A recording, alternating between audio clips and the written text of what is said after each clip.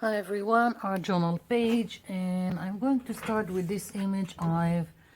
It's from the Graphic Fairy website, and I will put a link below if you're interested in this image or any other kind from the Graphic Fairy website. All kinds of vintage things there, and I'm going to start with this. And this is an art journal that I made just from a watercolor paper. I had pads, lots of watercolor pads, and I wanted to use the paper. So I'm just putting white glue here very generously, and I'm going to place my focal image and then start creating the background around it. So I'm placing it here. I'm also going on top of it just because I'm going to do the same thing with the other paper pieces, and I want consistency in the finished look. So everything is glued down, and now I'm going to use some book pages and this piece of music sheet. Now if you can find different kinds of text, it's better, but it doesn't have to be different. And if you don't have any kind of a second-hand pocket books like old then you can always print. There are all kinds of free printables out there. So I'm just going to start tearing and start gluing pieces, and I'm going to do it quite randomly. I will trim the excess later. Right now I'm just placing it, and first I want to use the book pages, and I think that I will use the music sheet on top in random places. And I'm going to try and just place pieces with straight edge to the straight edge of my page, but it doesn't have to be like here. I will just trim it later. And I'm also putting the text in all kind of upside down to the side. I don't care. I want it varied, and I really don't care where everything goes. So let's see. Just placing pieces quite randomly. Now if you have book pages that are white and not quite brown and brittle like this one, you can always tea dye or coffee dye your pages. Let's see. I want to get inside on part of the focal image. I'm not leaving it as is. Let's see.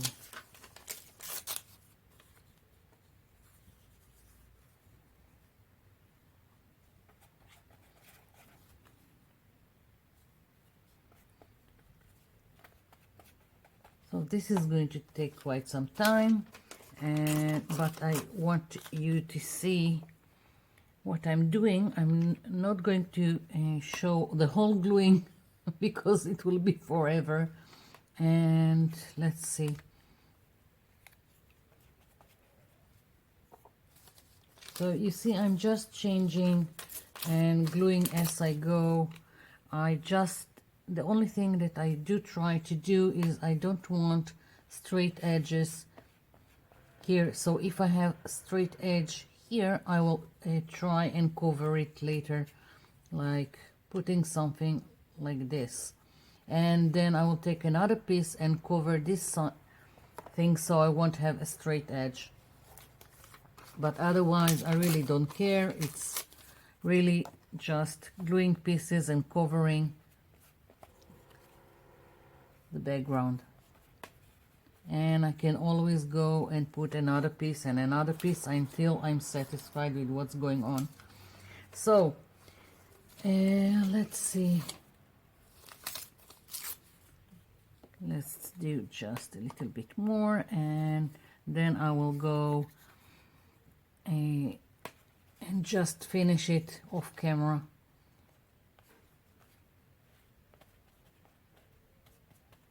Okay, so I'll be back. Okay, so finished gluing all the pieces, and I've trimmed the excess, and now I want to do some brown wash all over this page. Now, all kinds of ways to go about it. You can use distress ink with a sponge if you want to go dry and not start something wet all over, or you can also if you want to use it wet, you can do something like that and take a brush with water and then use it as a wash. You can use a watercolor. There is all kind of washes like this from Deco Art. Personally, I think this is the same as using acrylic paint with lots of water. And if you have all kinds of sprays, then again, same thing. Just because it's easier for me, I'm going to use the watercolor, and I'm just starting, and I'm starting light, and I will just see as I go if I need it to be darker. And as you can see, I'm just smearing it and don't really care how it goes. Now I've picked brown because it's more vintage looking, but I've done this technique with the book pages and all these tearing pieces with other kind of washes. It's also, I've done it with other colors like blue, and it's really nice how it comes out. So you can experiment with other colors if you wish. Right now I'm just going around my image, and maybe I will go on top of it. I'm not sure yet, but just adding some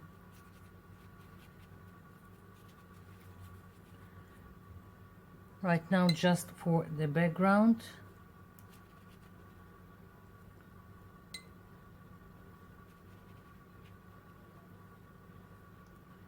Of course, you can also do areas that are darker, or and play and maybe some splatter, just so it won't be completely uniform. And let's see, just going lightly over, and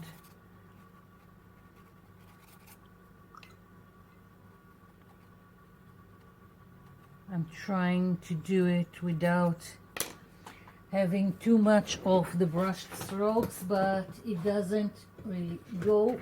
So I'm taking a baby wipe and just smearing. I think it's just, it's like activating a little bit the glue that is underneath, and that's why I have this brush strokes, but that's okay.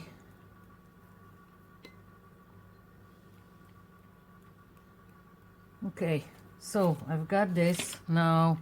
Because I've got a little bit of this, let's see if I can do some impression on my page. Yeah.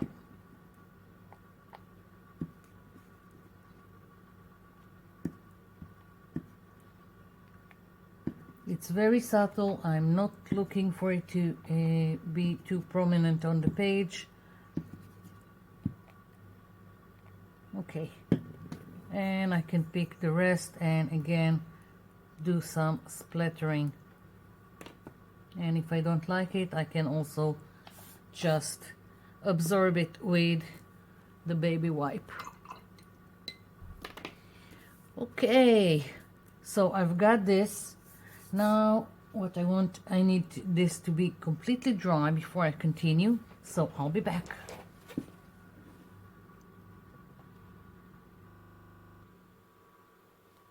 Okay, I'm back. So this is dry. Now I want to do some stenciling. I've picked this stencil and I want to stencil it here and also go inside a little bit of my focal image, so it's not only on the brown background. And I've picked some dark turquoise, some light mint and white, and I want to just use these three colors to do my stenciling.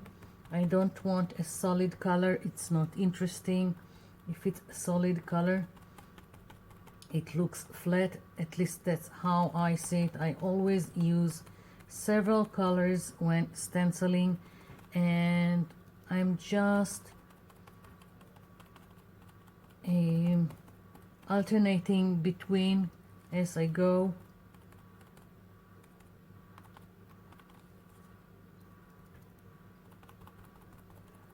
And it all in not cleaning my sponge, it creates in between colors, and so it looks more blended and more interesting. Again, that's just my personal preferences.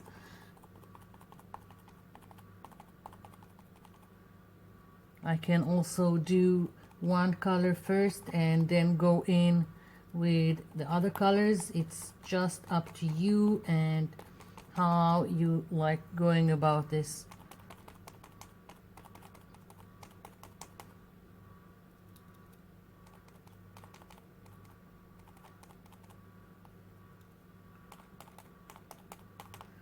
Haven't used the white yet. I'm keeping it for the rest of the stenciling. It's more of a highlight, so I'm keeping it to the top.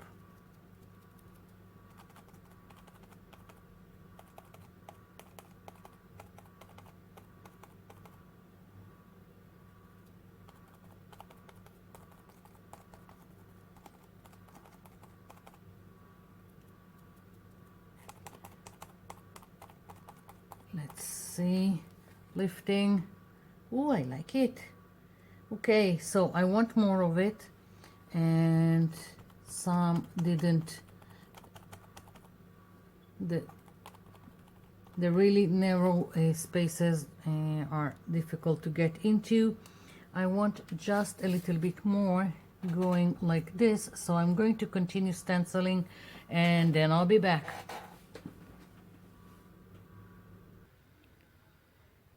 Okay, so stenciled away, and I'm not sure about doing this side, so I decided to stop and see where it gets me. I've stamped this stamp a moment, last all of a second, but the memory live on forever. And what I've done is just stamped it on a book page like this, and I went around the edges with the same Distress Ink vintage photo, and I want to glue it here, and maybe I will continue the stenciling but get a little bit on top of it. So first I'm just going to put some glue stick in the back, and I'm being very careful because this kind of pages are very brittle. So here we go. I hope it's straight. And let's see. Yeah, I think maybe just a hint of the same stencil on top, and let's see, maybe just some of the flowers. And let's take again same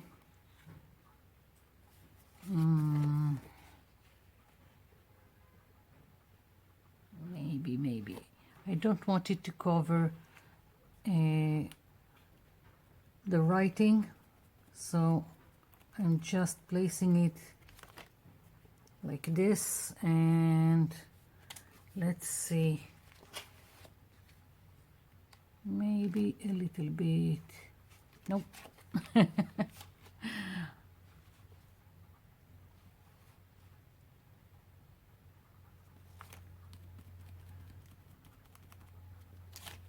Okay, just so it would be more a cohesive and goes with the rest of the page.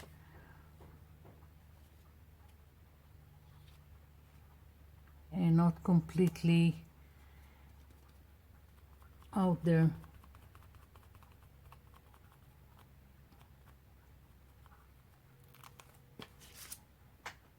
Yeah.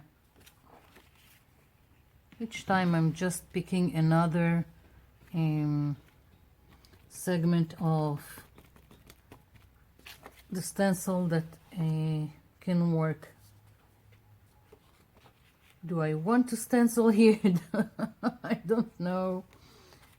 Yeah, it's kind of way to just leave it like this. So I'm going to stencil here, but I need to be careful and not overwhelm my page. And I still want to get inside here. Okay, let's go for it.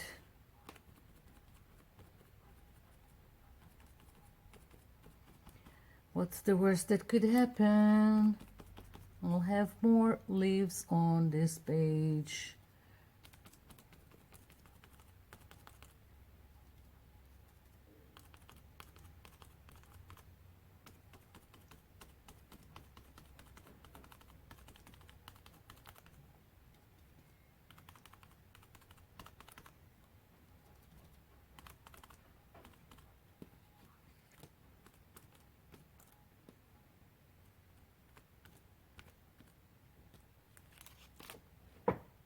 Yeah, okay, now I'm happy, and I'm just going to add some of the flowers in several places where I think it's just empty, and I think then I will call it done.